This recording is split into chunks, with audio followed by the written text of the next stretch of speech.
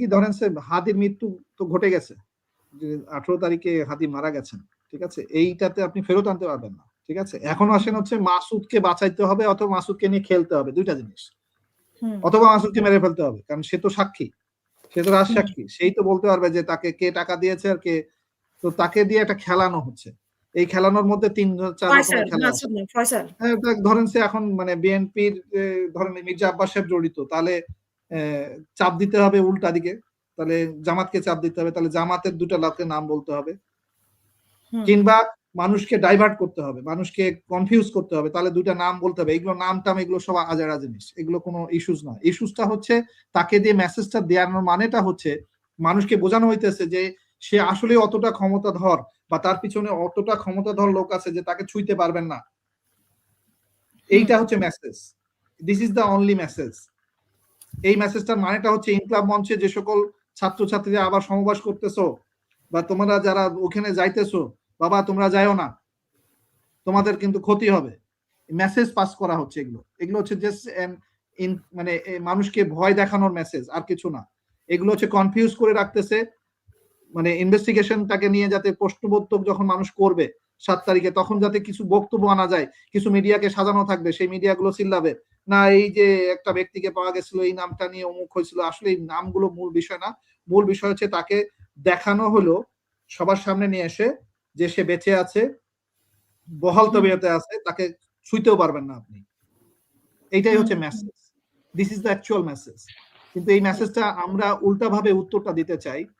এইটার পিছনে যে লোকগুলো আছে তাদেরকে এই মেসেজটা দিতে হবে যে ইনকলাব মঞ্চ দাঁড়ায় যেতে হবে।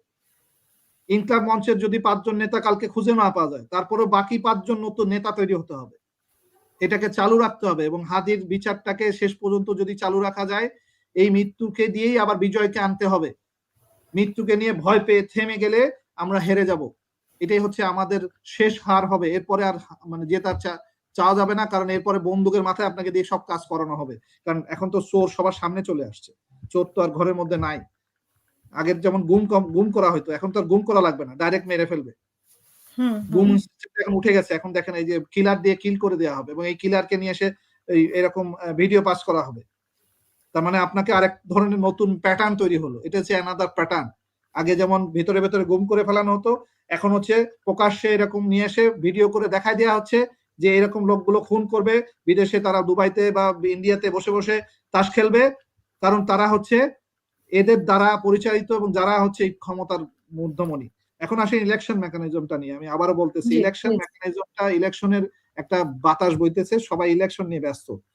আমি বলবো যে এই ইলেকশনের একটা মেকানাইজ ইলেকশন, কারণ ইলেকশন কমিশনার যেখানে হাদিকে নিয়ে প্রশ্ন কথা বলতে পারে যে এরকম একটা মৃত্যু হইতে পারে, তার মানে সেও এটার সাথে জড়িত, কোনো সন্দেহ নাই।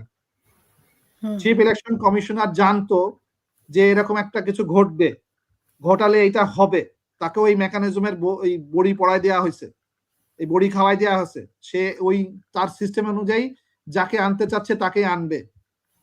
এই ধরনের মানে পরাধীনতা যদি আমরা মেনে নেই তাহলে কোনো সমস্যা নেই, আমি জাতির কাছে ছেড়ে দিলাম। এই জিনিস যদি জাতি মেনে নেয়, জাতি মেনে নেই। আমার যতটুকু করার আমি সর্বোচ্চ দিয়ে করতেছি, এরপরে আমার আর করা সম্ভব না। আমি আমার সর্বোচ্চ আমি বাজি রেখে আমি এটা করতেছি। বিডিআর এর এই কমিশনারদেরকে যদি এখন মানে সিকিউরিটি না দেওয়া হয়, এই যে মানে ইনকলাব মঞ্চকে যদি ইউনূস সাহেব যদি ব্যাকআপটা না দেয়, এটা সিকিউরিটি না দেয়, এই বাচ্চাদেরকে এবং এই মানুষদেরকে, এই লোকগুলোকে যদি শেল্টার না দেয়, এদের যদি ক্ষতি হয়, তাহলে এই দেশ তো আসলে নাই। উনি ওই নামাজ পড়তেছেন, টুপি পরে জানাজায় আসতেছেন, বড় বড় বক্তব্য ছাড়তেছেন, এই পর্যন্তই। উনি তো আসলে ব্যক্তিগতভাবে কোনো দেশের জন্য কিছু করছেন না। যদি করেন তাহলে ওনাকেও কালকে এই ইনকলাব মঞ্চে এসে দাঁড়ায় বলতে হবে যে আমিও বিচার চাই। ওনাকে প্রমাণ করতে হবে যে উনি আসলে বিচার চায়, তাহলে ওনাকেও ইনকলাব মঞ্চে আগে আসতে হবে। সকল প্রোটোকল ভেঙে ওনাকে দেখাই দিতে হবে যে আমি হাদির পাশে আছি, কাজে দেখাইতে হবে, মুখে মুখে না। ওনাকে ব্যক্তিগতভাবে এসে দেখাতে হবে ইনকলাব মঞ্চে দাঁড়ায় যে আমি মানুষের সাথে আছি, বাংলাদেশের জনগণের সাথে এটার বিচার আমিও চাই। এই বললাম তো, হাদির মৃত্যুটা পুরা প্ল্যান্ড ওয়েতে করা। এটা ছিল হচ্ছে জাতিগতভাবে, মানে হাদির বক্তব্যগুলো খুব স্পেসিফিক।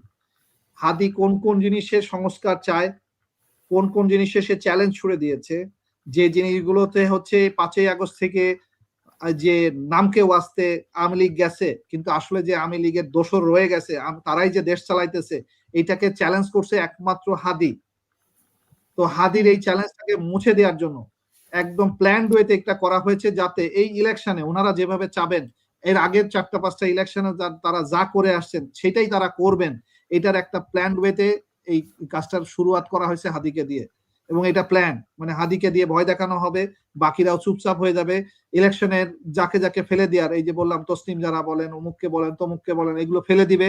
যাদেরকে যাদেরকে আনার, সেই দুর্নীতিবাজ, ওই যে আপনার এখানে একটা বলছিলাম, ওই যে একটা টক শোতে আপনার সাথে কথা হচ্ছিল, আমি বলেছিলাম যে যারা টাকা দিয়ে ওই ইউকেতে বসে মানে ইলেকশন টিকিট কিনতেছেন, তারা একটু ভালো করে বুঝে নিয়েন যে আপনি যে শেয়ার মার্কেট থেকে শেয়ারটা কিনতেছেন, এই শেয়ারটা তো ফলো করতে পারে। তো আপনারা যদি মনে করে থাকেন যে ক্লিন চিট পেয়ে গেছেন, বিএনপি চলে আসবে, এটা এত সোজা না। এবারে ইলেকশনের আগে মানুষ জবাবদিহিতাটা করে ছাড়বে। আমি আবার বলতেছি, হাদির মৃত্যুতে যেহেতু আল্লাহ দাঁড়ায় গেছেন, আল্লাহ তাকে 5 দিন বাঁচায় রেখে প্রত্যেকটা মানুষের হৃদয়ে হাদি জন্মায় দিয়েছেন। তো সেটু জন্মায় যেহেতু দিয়েছেন, এই হাদিকে দিয়েই শুরু হবে ইনকলাব মঞ্চ, এবং এই ইনকলাব মঞ্চ দিয়েই শেষ হবে হচ্ছে জুলাই। এটা আমার বিশ্বাস। এটা এত সহজে এই মানে যে নামকে ওয়াস্তে ইলেকশন ওনারা প্ল্যান করেছেন, ডিজিএফআই এর যে প্রেসক্রিপশন অনুযায়ী যে ইলেকশনটা করতেছেন, সেটাতে ওনারা সাকসেসফুল হবেন না, এবং এটা হতে দেয়া যাবে না। এবং প্রত্যেকটা মানুষকে আমি দাঁড়ায় যেতে বলবো, প্রত্যেকটা মানুষকে জ্ঞান নিতে বলবো। ইলেকশনের এই যে গণভোটের ব্যাপারে একদম স্পেসিফিক হইতে হবে যে গণভোট আগে, এবং গণভোট হলেই গণভোটকে আরো স্পেসিফাইড করতে হবে যে এই গণভোটের মাধ্যমে আমরা কি চাই। আমরা কি একটা নতুন সংবিধান চাই, যে সংবিধানে হবে জনগণের মানে power, not the power of this mechanism, মানে মানে নেতার যে মানে যে একটা দলকে রিপ্রেজেন্ট করতেছে তা না। আমাদের এখানে সবচেয়ে ইলেকশনের সবচেয়ে দুর্বল জায়গা কোথায় এখন জানেন? আমরা হচ্ছে প্রতীককে সিল মারতেছি, আমরা ব্যক্তিকে সিল মারতেছি না। প্রত্যেক এলাকায় ভোটার তো আলাদা, তাই না? এলাকা ওয়াইজ ভোটার আলাদা। তাহলে ওই এলাকার লোক যখন কোনো প্রতিনিধি নিয়োগ করবে, তাকে কেন হতে হবে একটা প্রতীকের নামধারী? কেন ওই ব্যক্তির নিজস্ব ওই এলাকায় যথেষ্ট ওই ক্যাপাসিটি কেন থাকবে না? সে মানুষের মন জয় করে সে নেতা হবে। সে তা না হয়ে কি হইতেছে, সে হচ্ছে কোন একটা টিকিট পাচ্ছে কোন একটা দল থেকে, এবং সে দল থেকে সে দাঁড়ায় যাচ্ছে। তার মানে এই ইলেকশন কমিশনার যদি এটাকে মানে এই জিনিসটাকে তিনি যদি মানে ওন করেন, তার মানে হচ্ছে সে আগের থেকে বিক্রি হওয়া মাল।